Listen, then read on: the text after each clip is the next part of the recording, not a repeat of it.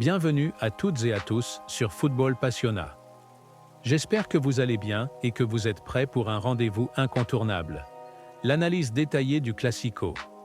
Aujourd'hui, nous allons explorer en profondeur les enjeux et perspectives de cette rencontre passionnante, en nous appuyant sur la récente performance du Barça en Ligue des Champions, marquée par une victoire impressionnante contre le Bayern Munich.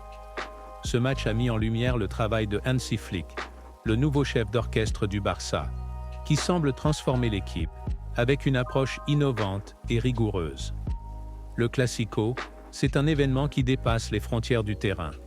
Un véritable duel culturel et historique entre le Barça et le Real Madrid, deux géants du football espagnol. Mais avant d'entrer dans l'anticipation de ce choc, prenez un moment pour revenir sur ce match de Ligue des Champions face au Bayern, qui représente une étape clé dans l'évaluation de ce Barça en pleine évolution. Commençons par le début, car cette rencontre contre le Bayern Munich à domicile était l'une des premières grandes épreuves de la saison pour le Barça, et pour beaucoup, elle marquait un véritable tournant. Ce duel en Ligue des Champions a permis d'évaluer les capacités défensives et offensives de l'équipe, sous l'œil stratégique de Flick, dans un contexte où chaque choix tactique et chaque positionnement est déterminant. Le Barça a adopté un jeu résolument offensif, avec une défense haute, une signature de Flick. Ce choix audacieux n'a pas été sans risque, et bien que le résultat final, 4-1, ait été éclatant, des points à travailler sont apparus, surtout au niveau des alignements défensifs.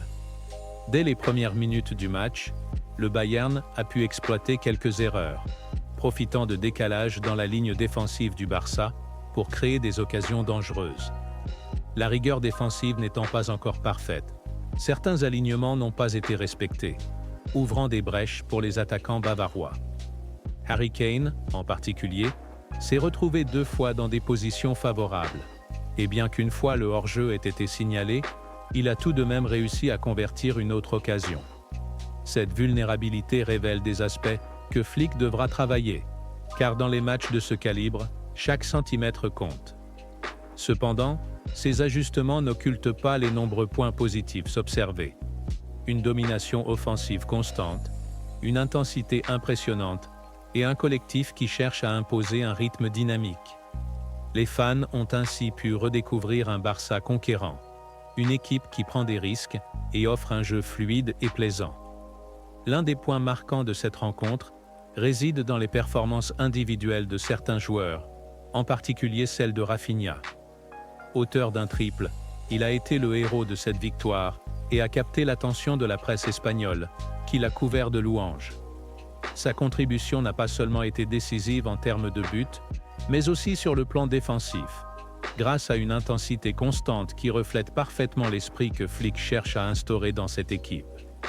Rafinha est devenu un élément clé de l'attaque du Barça, avec une capacité à jouer en profondeur qui s'intègre parfaitement dans le style de transition rapide proposé par Flick.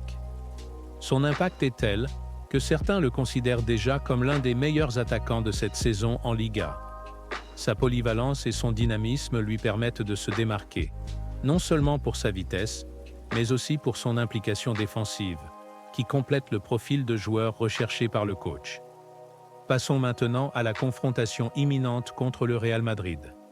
Le Classico n'est pas seulement un match, c'est une confrontation qui peut redéfinir la saison des deux équipes.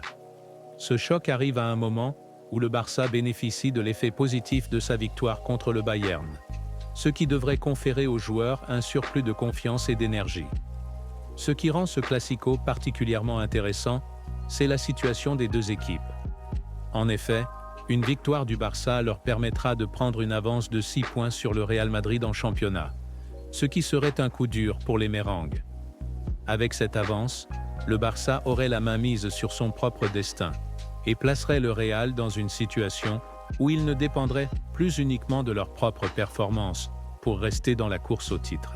Pour le Real Madrid, l'absence de Thibaut Courtois, remplacé par Luna, ainsi que celle de Rodrigo, récemment blessé, affaiblissent leur structure défensive.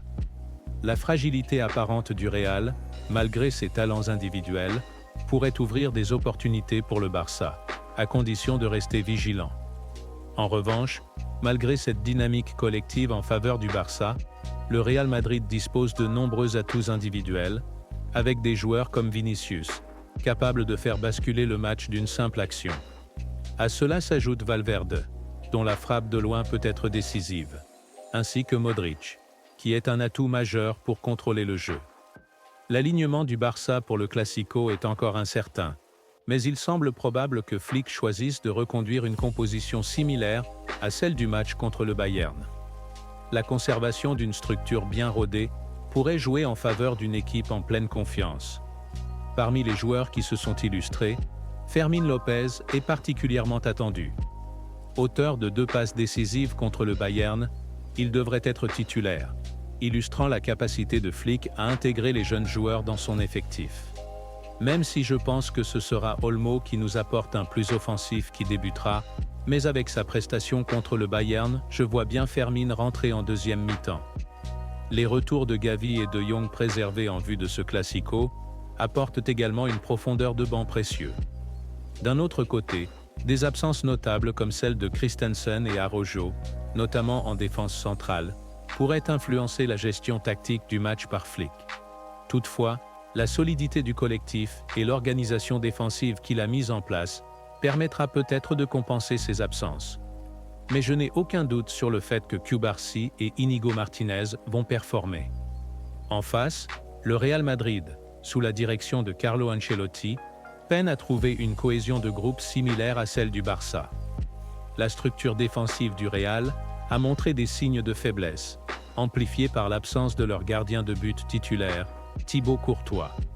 De plus, Ancelotti semble s'appuyer davantage sur des actions individuelles, ce qui, même si cela a fonctionné jusqu'à présent, n'est pas toujours suffisant face à une équipe au collectif bien établi.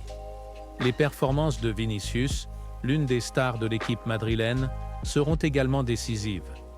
Bien que Vinicius n'ait pas encore retrouvé le niveau de jeu exceptionnel qui faisait de lui l'un des joueurs les plus redoutés la saison dernière, il est tout à fait capable de créer des occasions dangereuses. D'un point de vue stratégique, la capacité de Vinicius à déséquilibrer la défense barcelonaise par ses accélérations et ses dribbles pourrait poser des défis importants. Ce Classico s'annonce palpitant et pourrait marquer un tournant dans la course au titre en Liga. Au-delà des performances individuelles, c'est l'approche collective du Barça, renforcée sous la direction de Flick, qui pourrait faire la différence. Le Barça semble aujourd'hui plus solide et mieux préparé pour affronter des situations de haute intensité, tandis que le Real Madrid devra compter sur l'efficacité de ses joueurs pour surmonter leurs difficultés structurelles. Voilà donc pour cette analyse complète de ce Classico à venir. Mais avant de conclure, nous aimerions que vous, les membres de la communauté Football Passiona, partagez vos pronostics et impressions en commentaire. D'après vous, quelles seront les clés de la victoire pour chacune des équipes? Qui voyez-vous briller dans ce duel au sommet? Pensez-vous que Flick et ses choix tactiques pourront réellement faire la différence face à une équipe aussi imprévisible que le Real Madrid? Merci d'avoir suivi cette analyse avec nous. Ce Classico promet d'être l'un des moments marquants de la saison et nous avons hâte de partager ce moment avec vous. N'hésitez pas à participer et à donner votre avis en commentaire, car c'est grâce à vous que cette chaîne prend vie et évolue chaque jour. À très bientôt pour de nouvelles analyses, en espérant vous revoir avec une victoire du Barça.